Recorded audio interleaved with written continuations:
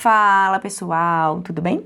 Mais um vídeo saindo para o canal. Na última sexta-feira, 10 de março, foi decretada a quebra, a falência do Silicon Valley Bank, o 16º maior banco norte-americano, numa falência de instituição financeira que não era vista desde a crise americana de 2008. E afinal de contas, o que gerou essa falência de uma instituição financeira de um porte significativo? E como que isso então pode afetar nos seus investimentos e na solidez das instituições financeiras brasileiras aqui no nosso mercado doméstico? É exatamente essa análise que eu vim fazer aqui hoje. Bom, pessoal, para quem não sabe, o Silicon Valley Bank, também conhecido como SVB, é um dos maiores bancos localizados no estado da Califórnia, que é inclusive famoso por recepcionar recursos de grande parte das startups que estão lá em funcionamento, em atuação nos Estados Unidos e também aqui no Brasil. Inclusive, logo depois que saiu a notícia de falência do SVB Bank, saíram na mídia algumas notícias de que startups brasileiras estariam envolvidas e seriam diretamente prejudicadas por essa quebra. Afinal de contas, grandes startups usam o SVB Bank, ou pelo menos usavam esse banco,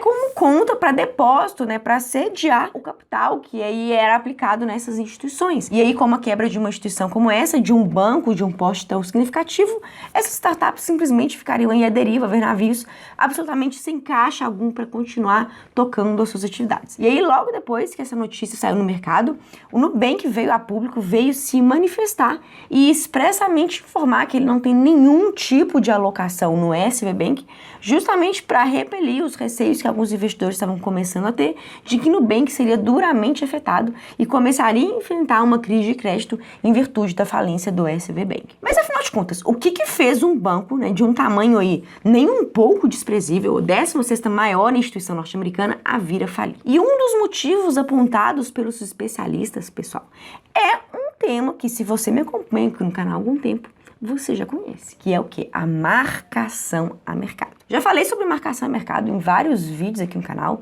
inclusive vou deixar alguns deles aqui nos destaques. E para quem não sabe, a grosso modo, de uma forma bem resumida, a marcação a mercado é um efeito que acontece nos títulos do Tesouro, tanto aqui no Brasil quanto nos Estados Unidos, tá, pessoal?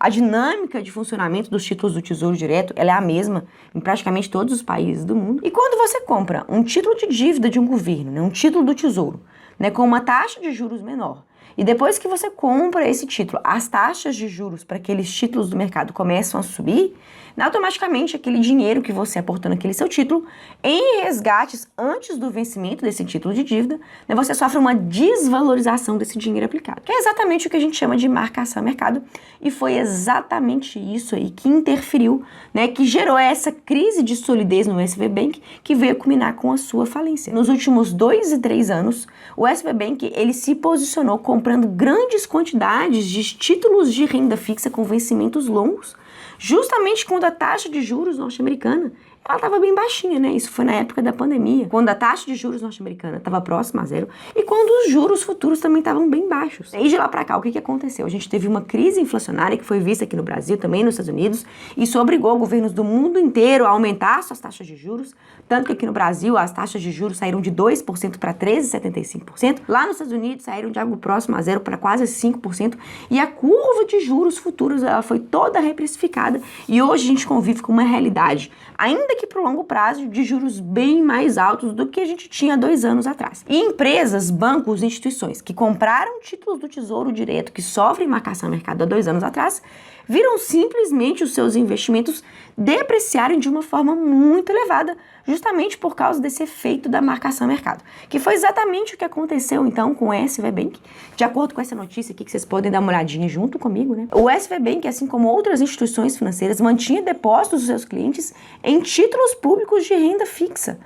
Só que, como acontece aqui no Brasil, os títulos prefixados dos Estados Unidos sofreram marcação a mercado e isso provocou um prejuízo milionário no SVB Bank. O que, inclusive, pessoal, fez com que na sexta-feira os mercados de capitais, a bolsa de valores, caísse de forma significativa e principalmente os bancos menores norte-americanos sentissem na veia os efeitos dessa crise de desconfiança que ameaçou aí alastrar sobre todo o mercado financeiro. Isso porque, pessoal, se grandes investidores, grandes empresas ficaram aí na mão com a quebra dessa instituição, instituição, né, por causa de uma alocação de recursos equivocada, o que impede disso acontecer com outras instituições semelhantes? E até mesmo justamente por causa disso, outros bancos menores lá dos Estados Unidos, como o First Republic Bank e o Signature Bank, acumularam queda de mais de 30%, tendo inclusive algumas horas depois o Signature Bank tido a sua liquidação, a sua falência também decretada pelos órgãos regulamentadores norte-americanos, como o FDIC. Para quem não sabe, os Estados Unidos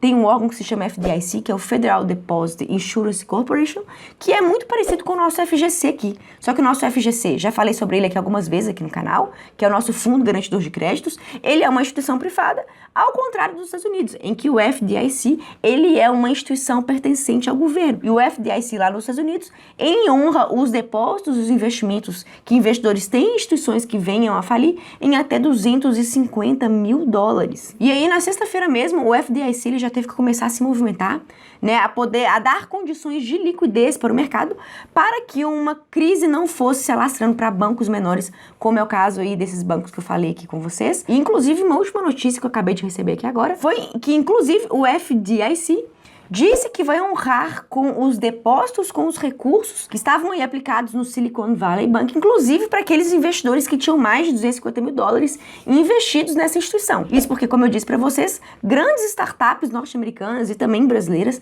têm recursos aplicados nessa instituição e, obviamente, pessoal, quando a gente fala de empresa, a gente fala de cifras milionárias, muito superiores a esse limite que é protegido pelo FDIC, o FGC norte-americano. Então, para que essa crise de desconfiança não se alastrasse para outros bancos, outras instituições menores lá nos Estados Unidos, o FDIC está acompanhando tudo isso de perto e, ao que parece, sinalizou que ele vai garantir aí a solidez do sistema financeiro, honrando inclusive com investimentos, aplicações de instituições que superam o limite tradicional que ele protege de 250 mil dólares por instituição financeira. E afinal de contas, há motivo para você, investidor que tem renda fixa, que tem investimentos aplicados aqui no Brasil, se preocupar com isso? E é o seguinte, pessoal, há alguns dias aqui, algumas semanas, eu fiz um vídeo aqui pro canal falando sobre a importância de você analisar a saúde, a solidez financeira da instituição em que você quer investir. Isso porque quando você investe em renda fixa, você está emprestando seu dinheiro para uma instituição financeira e por isso você não deve sair por aí escolhendo investimento de renda fixa olhando apenas pela rentabilidade. Você deve,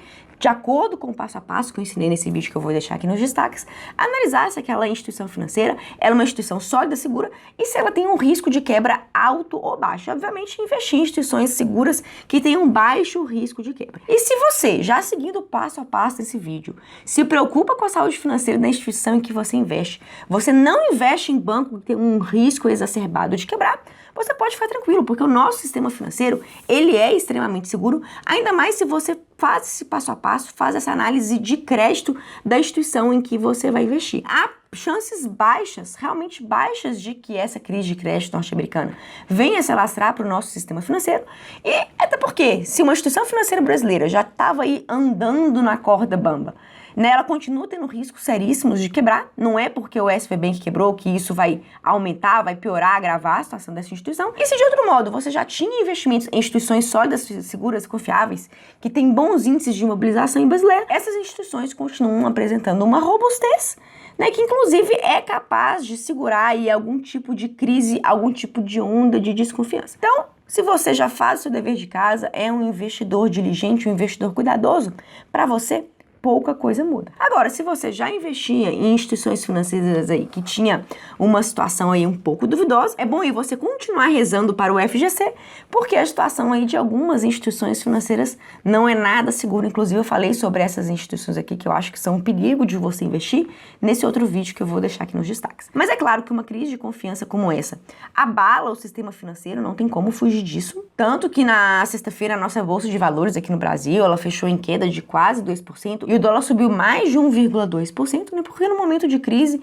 no momento em que investidores buscam ativos seguros e que investidores estão com uma crescente aversão ao risco, a tendência é que investimentos mais seguros, como investimentos de renda fixa e aqueles atrelados ao dólar, sejam exatamente os que vão mais se valorizar. Mas o recado então era esse. Não acho que é motivo nenhum para pânico aqui no Brasil, sobretudo se você faz o seu dever de casa e investe em instituições sólidas, seguras e confiáveis. E, inclusive, esse assunto veio muito a calhar porque exatamente essa semana, entre os dias 16 a 18 de março, eu vou fazer um evento exclusivo e específico sobre renda fixa aqui no meu canal do YouTube, que se chama Os Segredos da Renda Fixa. A gente vai falar sobre crise de crédito, sobre risco de se investir em determinadas instituições e eu vou contar para você quais são as ciladas da renda fixa que bancos e corretoras de valores não querem que você saiba. Então, se você não quer ser um investidor de renda fixa que vai fazer escolhas erradas e que vai colocar o seu patrimônio em risco, aproveita, se inscreva gratuitamente nessa imersão Segredos da Renda Fixa, que ainda está em tempo aí de você entrar para receber a notificação exclusiva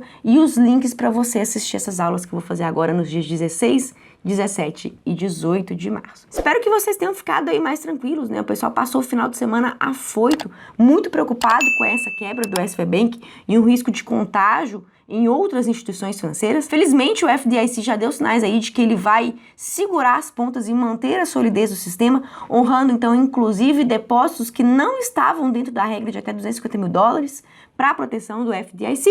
E se você, aqui no Brasil, já investe em uma instituição sólida, segura e confiável, não há motivo para você temer. E se você investe em instituição meia boca, né, pessoal? Não é por isso. Há muito mais tempo que já era para você estar preocupado com os seus investimentos, né? Vamos aí fazer o dever de casa. Vamos ser investidores conscientes e não investir em renda fixa olhando apenas para a rentabilidade. Vamos olhar por detrás e mais além e ver quais são as instituições que estão por detrás dos CDBs, LCIs, LCAs, CRIs, CRAs e debêntures em que você investe, aplica o seu patrimônio. Por hoje é isso, espero que vocês tenham gostado da análise, do recado que eu tinha para dar. Até o próximo vídeo aqui do canal. Tchau, tchau!